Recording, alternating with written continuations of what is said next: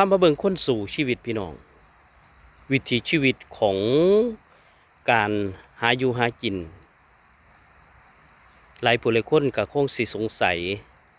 คนสู่ชีวิตแบบใดวะติก็คือแขนข้างหนึ่งเพิ่นบ่สามารถที่จะทำงานได้แต่ว่าเพิ่นก็ยังคงดิ้นรนที่จะเอาชีวิตให้รอดเบิ่งวิธีการยามตรงยามผ่าแล่ๆยามผ่าเขียวๆพี่น้องแม่นอีหยังล่ะอยู่ในหั่นคือหลายแท้เพิ่นบอกว่าอันมีป่าอยู่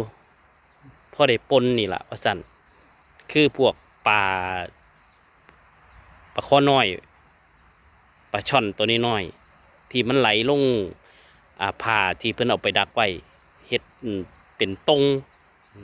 ภาคอีสานมันเฮาเอิ้นตงบรรยากาศแบบนี้ล่ะพี่น้องเอามาให้เบิ่งนี่คือวิถีชีวิตการหาอยู่หากินอันนี้คือคนสู้ชีวิตนำพาให้เบิ่งเด้อพี่น้องเด้อเฮ็ดจังใดจังจะเอาชีวิตอยู่รอดได้อันนี้มันขึ้นอยู่กับแต่ละคนคือความตั้งใจความแน่วแน่ถึงจะร่างกายอาจจะมีการบกพร่องในจักหน่อยหนึ่งแต่ว่าใจต้องพร้อมที่จะสู้ที่จะรับซึ่งทุกสิ่งทุกอย่างถ้าใจเฮามีความหนักแน่นแล้วพวกข้าว่าเฮ็ดอันใดลงไปก็ประสบความสำเร็จแล้วก็มีชีวิตอยู่รอดได้คนที่เกิดมาอยู่ในบนโลกใบนี้ย่อมพบพ่อซึ่งการเกิดการแก่การเจ็บการตายเป็นเรื่องธรรมดาเฮ็ดจังได๋เฮาจังจะมีชีวิตอยู่รอดได้อันนี้มันขึ้นอยู่กับใจเฮาโดยตรงเด้อพี่น้องเด้อนำพามาเบิ่งวิธีการ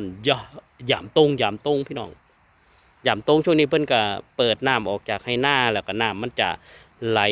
ลงสู่ห้วยแล้วก็จะหาแนวไปดักพวกปลาพวกกุ้งพวกหอยพวกปูพวกปลา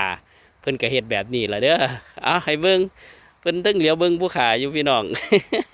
นี่แหละวิถีชีวิตของคนหาอยู่หากินคนสู้ชีวิตเด้อพี่น้องเด้อนี่เด้อให้เบิ่งแบบนี้ล่ะอ่อนซ่อนตะของใหญ่เพิ่นว่างอยู่อันเทิงอันอยู่เทิงโคกพี่น้องเพิ่นกำลังมัดอยู่นะครับมัดตรงที่จะเอาใส่ไว้คือเก่านะครับช่วงย่ำแรกย่ำเศร้าเพิ่นก็จะมาหา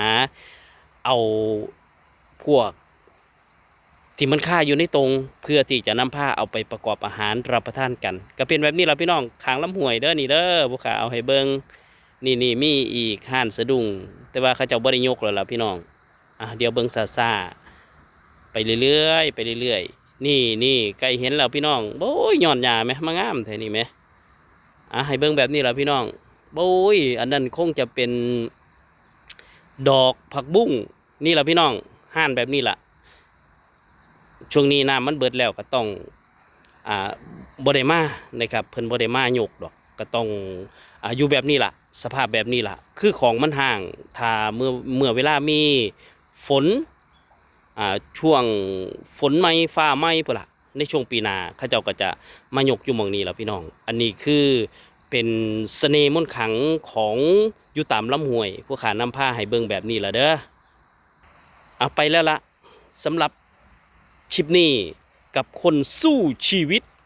กับการทำมาหากินร่างกายเพิ่นบ่สมบูรณ์ผู้ขาเลยว่า